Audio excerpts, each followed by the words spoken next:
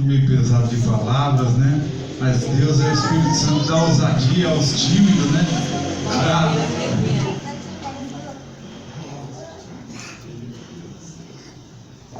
Lucas 19:1 diz assim, irmãos: Jesus entrou em Jericó e atravessava a cidade.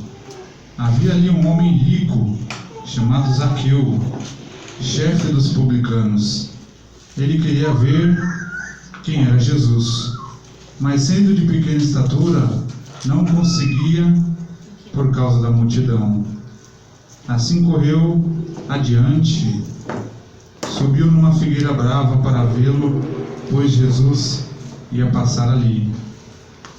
Quando Jesus chegou àquele lugar, olhou para cima e lhe disse: Zaqueu, desça depressa, quero repousar em sua casa hoje.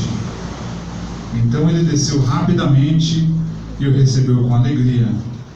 Todo o povo viu isso e começou a se queixar. Ele se hospedou na casa de um pecador. Mas Zaqueu levantou-se e disse ao Senhor: Olha, Senhor, estou dando a metade dos meus bens aos pobres. E se de alguém extorquir alguma coisa, devolverei 4 vezes mais. Jesus lhe disse: Hoje houve salvação nesta casa, porque este homem também é filho de Abraão, pois o Filho do Homem veio buscar e salvar o que está perdido. Amém? Os irmãos podem se assentar. Amém?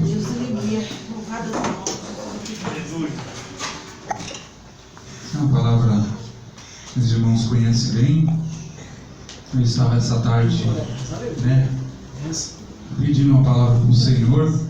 Eu creio que nos trará uma reflexão acerca dessa passagem tão interessante, né, que se ocorreu. A Bíblia diz assim que Jesus estava passando, né, estava chegando na entrada de Jericó e uma grande multidão vinha, né, cercando Jesus.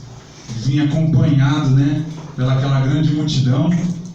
E havia um homem ali naquela cidade chamado, né, Zaqueu, você conhece bem, né? Não era somente um publicano, mas a Bíblia diz que ele era chefe dos publicanos. Não era um homem qualquer, mas com certeza a Bíblia relata que era um homem financeiramente muito próspero. Não era um cidadão qualquer, mas era um homem de muita prosperidade, né? Mas pelo fato dele ser publicano, irmãos, os irmãos conhecem bem, né, o dia a dia, a vivência de um publicano não era agradável, né, pois era chamado de ladrão e era chamado de algo talvez pior, traidor, né? O publicano era um cobrador de impostos, né, e ele, por trabalhar para Roma, era chamado de traidor pelos seus irmãos judeus, né? Imagina, cobrar impostos dos próprios judeus, né, levar dinheiro para Roma, também chamado de traidor, trair o seu povo. E ladrão também porque, como nos dias de hoje, os irmãos sabem que, né, a cobrança do IPTU vem, né, segundo o tamanho do terreno ali da casa, né? Antigamente também era mais ou menos assim: quem aparentava ter mais dinheiro, quem ganhava, recebia mais lucro, eles iam lá e arrancavam mais um pouquinho, né? Dava aquela extorquida, né? Os empresários da época, o vendedor de púrpura, por exemplo, eles tentavam arrancar um pouquinho mais, né? Então era chamado de ladrão, era chamado de traidor, era um cidadão que não era, né, aceito na população. E ele, irmãos, por incrível que pareça, um homem rico, um homem próspero, né, que tinha sua vida ali boa, mas no seu interior ele era um homem, podemos dizer que infeliz, né? Imagine ser chamado de traidor, um homem que não era aceito em nenhuma das rodas de conversa, nenhuma das reuniões, ele não era bem aceito, bem visto. E ele vê que Jesus vem ali, e ele sabe que Jesus não resolvia só os problemas de cura, de milagre, mas que ele expulsava legiões de demônios também, né? E que ele multiplicava, trazia alimento até para quem não tinha. Jesus resolvia problemas que ninguém poderia resolver.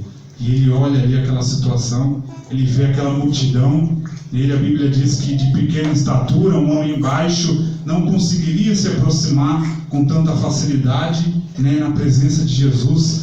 E ele de imediato bola uma estratégia. Quando ele vê aquela multidão vindo, ele olha, ele examina mais ou menos o percurso que a multidão está fazendo, está vindo com Jesus, e ele vê uma árvore, uma figueira brava, né, diz a Bíblia, ele sobe nessa figueira e fica ali, na espera da multidão chegar e de poder olhar. A Bíblia diz que ele não queria pedir nada para Jesus. A Bíblia diz que ele não queria interrogar Jesus com nenhuma palavra. A Bíblia diz que ele queria ver Jesus. Ele queria conhecer Jesus, né? E a Bíblia descreve que quando essa multidão se aproxima, quando Jesus chega próximo, ele chama Zaqueu pelo nome. Zaqueu, acredito que Zaqueu naquele momento ficou meio que espantado, né? Porque nunca tinha visto Jesus, e vem Jesus e chama ele por nome, como se fosse um amigo, como se fosse alguém, né, próximo. Zaqueu, desce daí que hoje eu vou repousar na tua casa. Aí aquela multidão, irmãos, se acendeu ali naquele momento uma ira, uma grande murmuração. O povo começou a falar: como? Nós somos justos, né? Trabalhadores, pessoas boas, estamos aqui tentando tocar em Jesus, estamos aqui seguindo Jesus, e agora ele fala que vai dormir na casa desse camarada aí, desse traidor. Jesus fala: eu vim para os doentes, eu vim para quem estava perdido, eu vim trazer a luz para quem estava em trevas, e eu vou dormir lá na casa de Zaqueu. E muito interessante, irmãos, eu quero reler com os irmãos aqui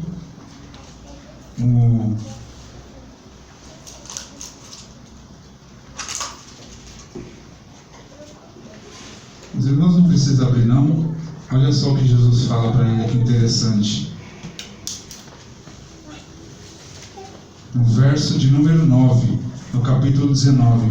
Jesus lhe disse: hoje houve salvação nesta casa, porque este homem também é filho de Abraão, pois o Filho do Homem veio buscar e salvar o que estava perdido. A partir do momento que Zaqueu ele é tomado por Jesus, ele sabe, a Bíblia não diz ao certo se ele sabia que Jesus era o Messias, que ele era o prometido, mas certamente ele acreditava que era um enviado de Deus. Certamente ele sabe que a vida dele não era uma vida plena de justiça, de verdade. Ele tinha aquele desconforto, ele tinha no seu interior que era de fato um ladrão, né, de que estava traindo o povo de Deus. E ele fala: Senhor, eu vou dar metade de tudo que eu consegui até agora, tudo que eu, a minha finança, até o dia de hoje eu vou entregar metade aos pobres. Eu vou sair entregando a metade de tudo aquilo que eu consegui. E se houver alguém que eu extorqui, que eu arranquei mais, eu vou dar 4 vezes mais.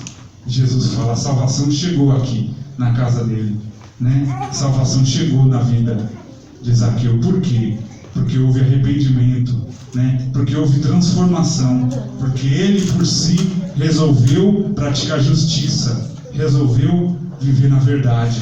E isso que é a transformação nas nossas vidas. Não é simplesmente virmos à igreja, né? Mas é ter desejo de viver a vontade de Jesus, ter desejo de praticar as mesmas coisas que Jesus fez, de atender os pobres. Ele quis atender os pobres, né? De dividir, né? A Bíblia fala: aquele que tem 2 túnicas e vê aquele despido daquele pobre, dê a sua a ele. Ele sentiu vontade de dividir aquilo que ele tinha. A salvação chegou na casa de Zaqueu.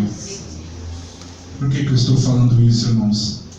Muitas vezes a gente entra nessa rotina, e é muito bom cultuar a Deus, muito bom se apresentar na presença do Senhor. Mas Zaqueu, esse homem que era publicano, esse homem que era odiado, ele busca o Senhor literalmente. Ele sobe naquela figueira e de qualquer modo, a qualquer custo, ele tenta se aproximar de Jesus. Essa é uma busca em que devemos dia após dia se esforçar, não somente vir na igreja, mas dentro da sua casa, dentro do seu lar, né? No seu particular. O Senhor quer o íntimo, né? Ele quer você na busca, na oração. muitas vezes é uma interrogação na vida de muitos teólogos. Muitos dizem por que da oração, né? Se o Senhor conhece até aquilo, antes da gente, a Bíblia diz que antes de formar o pensamento na nossa cabeça, o Senhor já conhece. O Senhor conhece as profundezas do nosso íntimo, dos nossos pensamentos, do sentimento do nosso coração. E o porquê da oração, por que o Senhor deseja tanto que confessamos, né, que declaramos? Não é somente, né, o arrependimento. Claro que isso é necessário nas nossas vidas, o pedido, né, a súplica, a humilhação perante o Senhor para que Ele perdoe as nossas falhas. Mas o Senhor, Ele quer se tornar o nosso amigo, né? Ele quer se aproximar mais de nós, mais e mais, né? Ele quer que você ore, né, pedindo a sua necessidade, né? Porque imagine que todos os seus problemas fossem resolvidos, né, dia após dia, né? Quando nós reconheceríamos que foi o Senhor que fez, que foi o Senhor que realizou. Mas quando você se humilha, quando você se prostra, quando você apresenta aquela situação que está longe do seu, né, do seu controle, aquela questão que está longe do seu alcance, você apresenta perante o Senhor, você apresenta a Ele e fala: Senhor, me ajuda nessa causa. De repente vem aquela solução e você sabe que só o Senhor poderia fazer, né? Que minha irmã Célia estava declarando ontem, eu achei muito interessante. Quando ela viu a provisão do Senhor entrando, ela olhou e falou: isso é coisa de Deus, só pode ser coisa do Senhor. Porque não tinha por onde, ela estava tentando trabalhar, estava procurando um meio de sustento, mas também atrapalharia toda a vida ministerial dela. E ela de repente, né, começa a orar, pedir ajuda, a direção de Deus. De repente começa a vir a provisão, aparece ali um negócio, involuntariamente ela começa a comercializar aquilo, e ela olha, e aquele comércio não vai atrapalhar ela em nada na vida dela ministerial, e ela fala: só pode ser de Deus, só pode ser de Deus. Aquilo com certeza é fruto, né, de oração. É isso que o Senhor deseja. Ele quer realizar grandes coisas na minha e na tua vida, mas para isso, irmãos, temos que declarar, temos que quebrar o puro nardo ali, pedir para o Senhor: Senhor, me ajuda nessa causa, para que quando nós alcançamos a bênção, você venha lembrar, você possa saber literalmente, totalmente, que foi o Senhor, somente o Senhor. Graças ao Senhor. E aí, consequentemente, nós renderemos graças a Ele, nós atribuiremos Ele as nossas vitórias, irmãos. Imagine a pessoa que tem uma vida plena de vitória, né? Tem muitos homens por aí, irmãos, soberbos, muito, mas muito distantes de Deus, porque estudou, porque batalhou e conseguiu coisa do seu próprio suor. E muitos desses são ateus, porque eles declaram: eu consegui tudo isso pelas minhas mãos, pelo meu estudo, pelo meu esforço, e não atribui nada ao Senhor.